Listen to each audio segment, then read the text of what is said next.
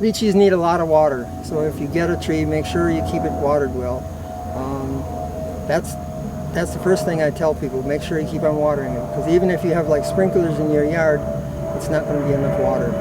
You need to go, when you first buy a lychee tree, you got to put a hose on it and give it, like 2 or 3 minutes of full water every 2 or 3 days, especially in the dry season. If it's raining like it is daily, like it has been in September and October this year, then that's different. But most people buy trees in spring, which is actually a bad time of the year to buy trees, because the ground's dry and you got to spend all your time watering them. The best time to buy tropical trees, in my estimation, is in fall, when the trees aren't going to be stressed as much, and so they can spend time putting out the roots in anticipation of the springtime when they're going to start growing a lot. Mm-hmm. And but most people want to buy them in spring, so you can't do anything about that.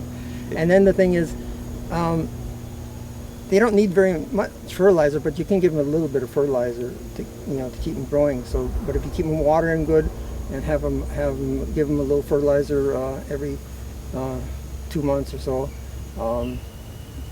that's the main thing is the water and just keeping the water, and maybe stake them too, because if they sit in the ground and the wind starts wobbling them back and forth, they won't have a chance for the roots to grow out. And but it's the watering is the important thing.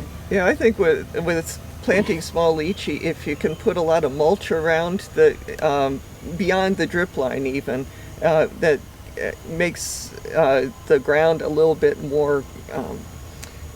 It keeps the water in, so it doesn't evaporate as easy. And also for me, I don't have the benefit of grass all around, and all the little roots were dying because the sand would get too hot.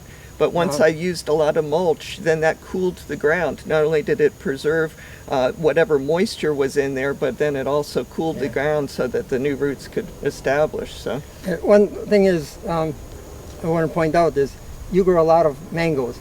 Mangoes don't need hardly any water, mm-hmm. and I've found that out. I planted a couple of mango trees in this new farm that I have, and they were in the same sprinkler system as some of the other things, and so they got a lot of water, and they died off immediately. Oh my!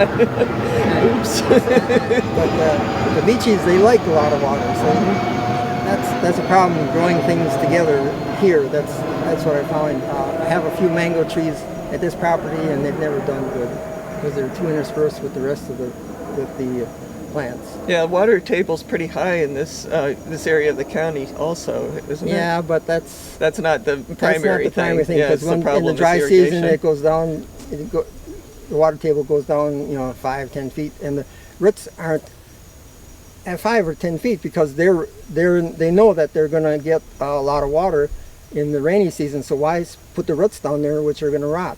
So they tend to keep the roots a little shallower, high. yeah. So it doesn't matter whether it's a lot of water underground or not.